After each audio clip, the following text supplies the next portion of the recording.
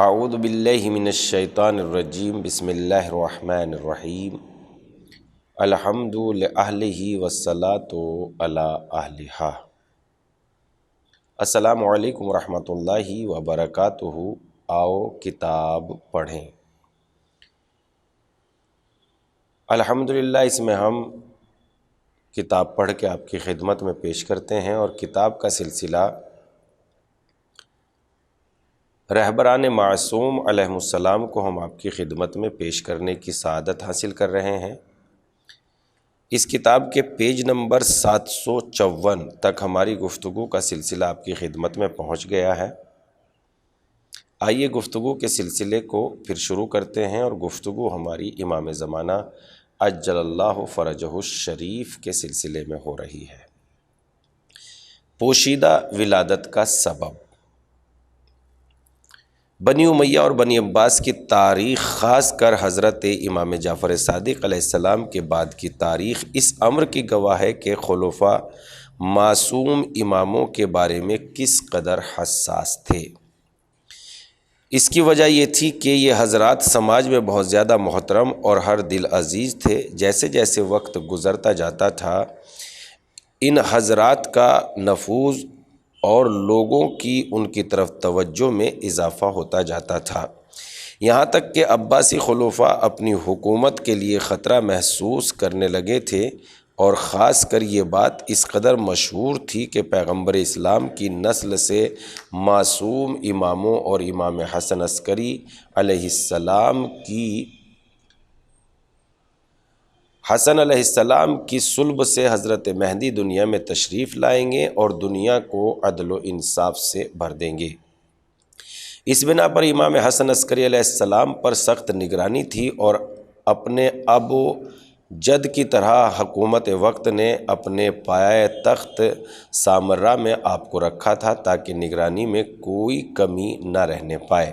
عباسیوں کی طرف سے اس بات کی پوری کوشش تھی کہ حضرت مہدی پیدا نہ ہونے پائے، لیکن مشیت الہی یہ تھی کہ یہ بچہ پیدا ہو کر رہے۔ بنی عباس کی تمام کوششیں نقش بر آب ہو گئی۔ خداوند عالم نے جناب موسیٰ کی طرح ان کی ولادت کو پوشیدہ رکھا، لیکن اس کے باوجود امام حسن عسکری علیہ السلام کے خاص اصحاب نے امام کی زندگی میں حضرت مہدی کی زیارت کا شرف حاصل کیا۔ جب امام حسن عسکری علیہ السلام کی شہادت واقع ہوئی، اس وقت بھی امام عصر علیہ السلام ظاہر ہوئے اور اپنے پدر کی جنازے کی نماز پڑھائی، اور لوگوں نے آپ کو دیکھا۔ اس کے بعد آپ نگاہوں سے پوشیدہ رہے۔ امام زمانہ علیہ السلام کی ولادت سے امام حسن عسکری علیہ السلام کی شہادت تک امام کے متعدد اصحاب و احباب نے امام مہدی علیہ السلام کی زیارت کی اور آپ کو امام کے گھر میں رکھا۔ امام حسن عسکری علیہ السلام کی روش یہ تھی کہ باوجود ہی کہ وہ اپنے فرزند کو دوسروں سے پوشیدہ رکھتے تھے، لیکن موقع و مناسبت سے اپنے خاص اور معتمد اطمینان مورد اعتماد اصحاب کو امام کو دکھاتے تھے، تاکہ یہ لوگ یہ خبر بقیہ شیعوں تک پہنچا دیں اور وہ گمراہ نہ ہونے پائیں۔ بطور نمونہ چند مواقع کا ذکر کرتے ہیں۔ احمد بن اسحاق امام حسن عسکری علیہ السلام کے مخصوص اصحاب میں ہیں اور شیعوں کی بزرگ شخصیت ہے۔ آپ کا بیان ہے کہ میں امام حسن عسکری علیہ السلام کی خدمت میں حاضر ہوا اور امام کے جانشین کے بارے میں سوال کرنا چاہتا تھا۔ میرے سوال کرنے سے پہلے امام نے فرمایا، اے احمد، خداوند عالم نے جس وقت جناب آدم کو پیدا کیا، اس وقت سے آج تک زمین کو اپنی حجت سے خالی نہیں رکھا ہے، اور قیامت تک زمین کو اپنی حجت سے خالی نہیں رکھے گا۔ حجت خدا کی بدولت زمین والوں سے بلائیں دور ہوتی ہیں، بارشیں ہوتی ہیں اور زمین سے برکتیں ظاہر ہوتی ہیں۔ میں نے عرض کیا، ہے فرزند رسول، آپ کے بعد امام اور جانشین کون ہوگا؟ فوراً حضرت اندر خانے تشریف لے گئے، اور جب آپ باہر تشریف لائے تو آپ کے دست مبارک میں 3 سال کا بچہ تھا، جس کا چہرہ 14ویں کے چاند کی طرح چمک رہا تھا۔ امام نے فرمایا، اے احمد بن اسحاق، اگر خداوند عالم اور اس کی حجتوں کے نزدیک تم محترم نہ ہوتے تو یہ بچہ تمہیں نہ دکھاتا۔ یقین کرو یہ بچہ پیغمبر کا ہم نام اور ان کی کنیت اور پیغمبر کی کنیت ہے، اور یہ وہ بچہ ہے جو زمین کو عدل و انصاف سے بھر دے گا جیسا کہ وہ ظلم و جور سے بھر چکی ہوگی۔ اے احمد بن اسحاق، یہ بچہ اس امت میں خضر اور ذوالقرنین علیہم السلام کی طرح ہے۔ خدا کی قسم یہ نگاہوں سے پوشیدہ ہو جائے گا، اور اس کی غیبت کے زمانے میں صرف وہی لوگ ہلاکت سے نجات پائیں گے جن کو خدا اس کی امامت پر ثابت قدم رکھے گا اور انہیں اس بات کی توفیق دے گا کہ اس کے ظہور میں تعجیل کی دعا فرمائیں۔ میں نے عرض کیا میرے آقا ایسی کوئی نشانی ہے جس سے میرے دل کو مزید اطمینان حاصل ہو جائے؟ اس موقع پر بچے نے فصیح عربی میں کہا، میں ہوں زمین میں بقیت اللہ جو خدا کے دشمنوں سے انتقام لے گا، اور احمد بن اسحاق آنکھوں سے دیکھنے کے بعد اس کے اثرات کی فکر میں نہ رہو۔ جناب صدوق علیہ الرحمہ فرماتے ہیں کہ میں نے یہ روایت علی بن محمد وراق کے ہاتھوں لکھی ہوئی دیکھی ہے کہ میں نے ان سے دریافت کیا، انہوں نے یہ روایت میرے لیے سعد بن عبداللہ سے اور انہوں نے احمد بن اسحاق سے نقل کیا۔ احمد بن حسن بن اسحاق قمی کا بیان ہے کہ جس وقت خلف صالح حضرت مہدی علیہ السلام کی ولادت ہوئی اس وقت ایک خط ہمارے مولا حضرت امام حسن عسکری علیہ السلام کی جانب سے میرے جد بزرگوار احمد بن اسحاق کو موصول ہوا۔ امام نے اپنے دست مبارک سے تحریر فرمایا، میرے یہاں ایک فرزند کی ولادت ہوئی ہے، ضروری ہے کہ تم اس کی ولادت کی خبر پوشیدہ رکھو اور کسی کو اس کی اطلاع نہ دو، کیونکہ یہ بات کسی کو نہیں بتائی ہے سوائے اپنے خاص رشتہ داروں کے۔ رشتہ داروں کو ان کی قربت کی بنا پر اور اپنے خاص دوستوں کو ان کی ولایت اور دوستی کی بنا پر میں چاہ رہا تھا کہ یہ خبر تم تک بھی پہنچ جائے تاکہ خدا اس خبر سے تمہیں خوش کر دے جس طرح اس نے ہمیں خوش کیا ہے۔ متقی اور پرہیزگار خاتون حکیمہ امام کی پھوپھی حضرت امام حسن عسکری علیہ السلام کا خادم نسیم ابو جعفر محمد بن عثمان عمروی حسین بن الحسن العلوی عمرو الاحوازی ابو نصر خادم کامل بن ابراہیم علی بن عاصم کوفی عبداللہ بن العباس علوی اسماعیل بن علی یعقوب بن زراب اسماعیل بن موسیٰ بن جعفر علی بن مطہر ابراہیم بن ادریس طریف خادم ابو سہیل نوبختی، یہ وہ افراد ہیں جنہیں امام علیہ السلام امام مہدی علیہ السلام کی ولادت کی خبر معلوم تھی اور ان لوگوں نے اس کو بیان کیا تھا۔ جعفر بن محمد بن مالک شیعوں کی ایک جماعت سے روایت نقل کرتے ہیں کہ حضرت امام حسن عسکری علیہ السلام نے ان لوگوں سے فرمایا کہ تم لوگ اس لیے آئے ہو تاکہ میرے بعد حجت خدا کے بارے میں دریافت کر لو۔ ان لوگوں نے کہا جی ہاں۔ ایک بچہ ظاہر ہوا جس کا چہرہ 14ویں کا چاند تھا اور امام سے بہت زیادہ مشابہ تھا۔ امام نے فرمایا یہ امام اور جانشین ہے، اس کے احکام اس کی اطاعت کرنا اور آپس میں اختلاف نہ کرنا ورنہ ہلاک ہو جاؤ گے۔ دیکھو متوجہ رہو، تم آج کے بعد پھر انہیں نہیں دیکھو گے یہاں تک کہ اس کی عمر مکمل ہو۔ جو باتیں عثمان بن سعید ان کی طرف سے بیان کرے انہیں قبول کرنا اور اس کے احکام کی اطاعت کرنا، کیونکہ وہ تمہارے امام کا جانشین اور امور انہی کے ہاتھوں میں ہے۔ عیسیٰ بن محمد جوہری کہتے ہیں کہ میں ایک گروہ کے ہمراہ حضرت امام حسن عسکری کی خدمت میں حضرت امام مہدی علیہ السلام کی پیدائش کی مبارکباد پیش کرنے گیا۔ ہمارے بھائیوں نے ہمیں بتایا کہ شعبان کے مہینے میں شب جمعہ صبح کے وقت امام مہدی علیہ السلام کی ولادت ہوئی۔ جب ہم لوگ حضرت امام حسن عسکری کی خدمت میں حاضر ہوئے، سلام سے پہلے مبارکباد پیش کی۔ ہمارے سوال کرنے سے پہلے امام نے فرمایا تمہارے درمیان ایک ایسا شخص ہے جس کے دل میں یہ سوال ہے کہ میرا فرزند مہدی کہاں ہے؟ میں نے اسے خدا کے پاس امانت رکھوا دیا ہے۔ جس طرح جناب موسیٰ کی والدہ نے موسیٰ کو صندوق میں رکھ کر خدا کے حوالے کر دیا تھا اور آخر میں خدا نے موسیٰ کو ان تک پہنچا دیا تھا۔ غیبت کا مسئلہ۔ دین اسلام کے بنیادی اصول سیاسی، سماجی، اقتصادی اور ثقافتی مسائل اور اس کے دوسری تعلیمات پیغمبر اسلام اور ائمہ معصومین کے دور امامت میں سن 260 ہجری تک بیان کر دیے گئے تھے اور وہ تدوین بھی ہو گئے تھے۔ اسی دوران طاغوتی طاقتوں اور اسلام مخالف حکومتوں کا کافی زور رہا، لیکن ہمارے ائمہ معصومین علیہم السلام نے فرصتوں سے استفادہ کرتے ہوئے گوناگون موضوعات میں اسلام کے مسائل بیان کر دیے۔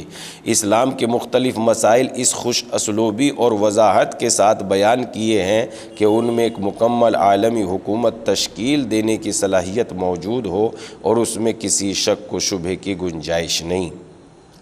اس کے علاوہ اسلامی حکومت کا اعلیٰ اور بہترین نمونہ حضرت پیغمبر اسلام اور حضرت علی ابن ابی طالب علیہ السلام کے ذریعے دنیا کے سامنے پیش کر دیا گیا تاکہ انسان انہیں خوب اچھی طرح دیکھ لے اور اس کے علاوہ سے رخ موڑ لے۔ اس بنا پر حضرت مہدی علیہ السلام کے زمانے تک عالمی پیمانے پر اسلامی حکومت کے لیے خداوند عالم کی طرف سے تمام چیزیں فراہم تھیں، تمام اصول و قوانین مرتب ہو چکے تھے اور اس کے نمونے پیش کیے جا چکے تھے، لیکن لوگ اس حکومت کو قبول کرنے کے لیے آمادہ نہیں تھے۔ اگر دنیا والے اس لیے آمادہ ہوتے تو کبھی بھی امام ہماری نگاہوں سے غائب نہ ہوتے،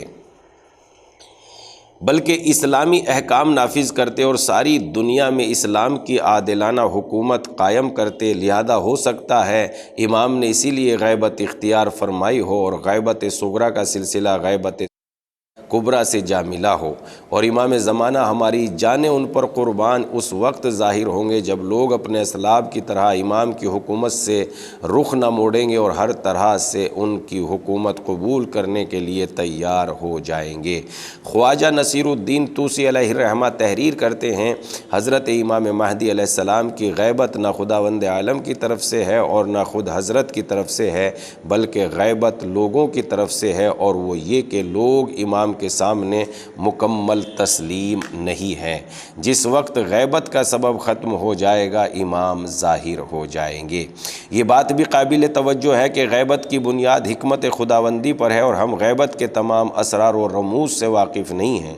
ہو سکتا ہے غیبت کا بنیادی سبب یہ ہو کہ 11 اماموں کے دور میں لوگوں کی مسلسل نافرمانی اور سرکشی کو آزمایا جا چکا ہو اور دیکھا جا چکا ہو کہ اس دوران ان لوگوں نے کس طرح ائمہ علیہ السلام کے احکام کی خلاف ورزی کی اور ان کی حمایت نہیں کی۔ اب اس بات میں ذرا بھی شک نہ تھا کہ لوگ اسلام کی عادلانہ حکومت قبول کرنا نہیں چاہتے۔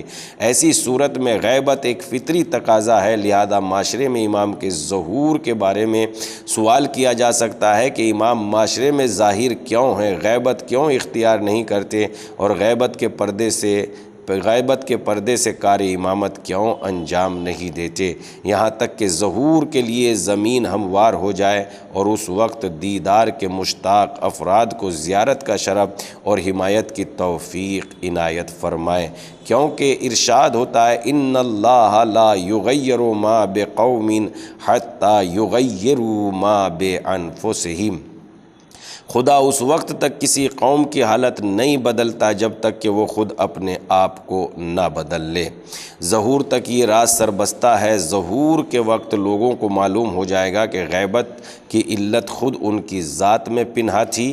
اگر خود کو باقاعدہ تیار کر لیتے اور امام کی اطاعت کرتے تو امام ظاہر ہو جاتے، لیکن لوگوں نے اپنی اصلاح کی کوئی کوشش نہیں کی، فاسد حکومت سے وابستہ رہے اور یہ خیال کرتے رہے کہ یہ فاسد حکومتیں ان کے درد کی دوا کر سکتی ہیں، یا رز یا زرق و برق ادارے اور تم تراق کانفرنسیں ان کی مشکل حل کر سکتی ہیں۔ غیبت کا سبب خود عوام ہے، اس کا مطلب یہ نہیں ہے کہ ہر ایک اس گناہ میں شریک ہے، بلکہ مراد وہ تعداد ہے جو ظہور کے لیے ضروری ہے۔ یہ بات بالکل واضح ہے کہ ہمیشہ ایسے افراد رہے ہیں جو ظہور کے لیے ہر طرح سے آمادہ تھے اور ہیں، لیکن ان کی تعداد اس حد تک نہیں ہے۔ وہ سماج جو ظہور کے لیے آمادہ نہ ہو یقیناً حضرت کی حکومت کا مخالف ہوگا۔ اس بنا پر غیبت میں طول ہو رہا ہے۔ خداوند عالم غیبت کے پردے میں امام کی حفاظت کر رہا ہے۔ اگر وہ وقت سے پہلے ظاہر ہو جائیں گے تو لوگ انہیں قتل کر دیں گے اور اس طرح ایک مقصد نامکمل رہ جائے گا۔ قلینی علیہ الرحمہ اپنی کتاب کافی میں اور شیخ طوسی علیہ الرحمہ اپنی کتاب غیبت میں جناب زرارہ سے یہ روایت نقل کرتے ہیں کہ زرارہ نے کہا کہ امام جعفر صادق علیہ السلام کی خدمت میں حاضر ہوا اور امام کو فرماتے سنا کہ ہمارے قائم علیہ السلام کے لیے ظہور سے پہلے ایک غیبت ہے۔ میں نے عرض کیا کیوں؟ امام نے اپنے شکم کی طرف اشارہ کیا، یعنی قتل سے محفوظ رہنے کی بنا پر۔